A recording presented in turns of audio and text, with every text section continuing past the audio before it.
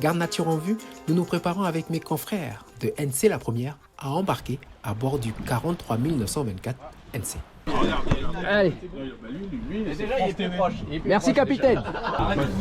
Notre mission, vous informer des actions menées pour lutter contre les espèces envahissantes sur la biodiversité des îlots de la province Nord. Dans cette région, on compte 17 îlots. Aujourd'hui, nous nous intéressons à l'îlot de Verre, en face de Cala Gomène. Arrivés à destination, nous retrouvons l'association de la conservation des oiseaux, Bird Conservation New Caledonia. En fait, on va épandre du poison. On a créé 19 layons dans l'îlot et on a mis des stations tous les 15 mètres. Donc en fait, il y a 190 stations. Et à chaque station, on va épandre du poison dans toutes les directions. Et en plus de ça, on va poser des boîtes qui vont rester en place et qui sont aussi qui contiennent du poison et qui seront là plus tard comme de la détection de rongeurs. Donc s'il y a des rongeurs, on verra que ça a été consommé. Il fait des hémorragies en fait chez le rat. C'est-à-dire le rat, quand il va aller se nourrir, il ne va pas mourir tout de suite, il va mourir dans les 3 jours, voire une semaine après. Dernière mise au point avant de passer à l'action. Suivons Wilfried, le spécialiste du rat. Il prépare une thèse sur l'écologie des rongeurs invasifs sur les îlots en Nouvelle-Calédonie. Son expertise sur les méthodes d'éradication et les impacts sont essentiels pour cette journée. Et là, en fait, on a eu 2 années où on a eu de la Niña. Et pour tous les rongeurs, en fait, c'est une période où il y a une explosion en fait, des populations. Ça veut dire qu'ils ont beaucoup de nourriture disponible parce qu'en fait, c'est omnivore. Ça veut dire qu'ils vont manger tout ce qui est arthropodes, chenilles et en même temps les jeunes pousses de végétaux. Et là, ça fait qu'ils ont de la nourriture en abondance, donc ils se reproduisent en abondance.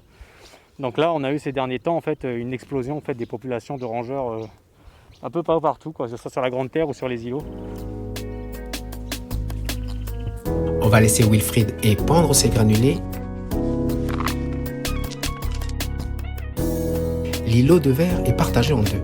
La partie est pour les plaisanciers et la partie ouest est réservée aux oiseaux marins protégés.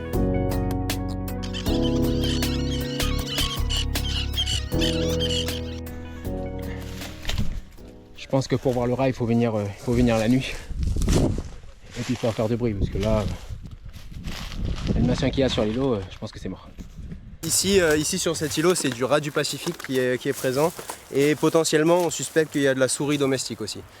Donc voilà, en gros, c'est les 3 grosses espèces qu'on va retrouver un peu partout sur les îlots ou sur la Grande Terre. C'est du rat noir, du rat du Pacifique ou de la souris domestique. Le rat, du coup, il rentre par ici. Le rat, il rentre par ici ou par là. Et du coup, il a accès directement aux savonnettes. Et ces boîtes-là, on va les checker pendant plusieurs mois et les réalimenter s'il y a besoin. On en met au bord parce que c'est plutôt la colonisation par les personnes va se faire par le bord. Ouais. Mais on va en mettre aussi au milieu. Donc c'est en plus un apport en plus du poison pour lutter. Donc ça fait à la fois de la biosécurité, donc ça nous permet de détecter s'il y a des rongeurs qui reviennent donc par l'extérieur, et à la fois de lutter à l'intérieur contre les populations qui pourraient rester malgré le poison qu'on met à côté. Il faut surveiller les enfants et puis après les adultes sont âme et conscience de savoir que le poison ne touche pas. On leur dit de ne pas consommer en fait tout ce qui est pour pied pendant la période d'épandage.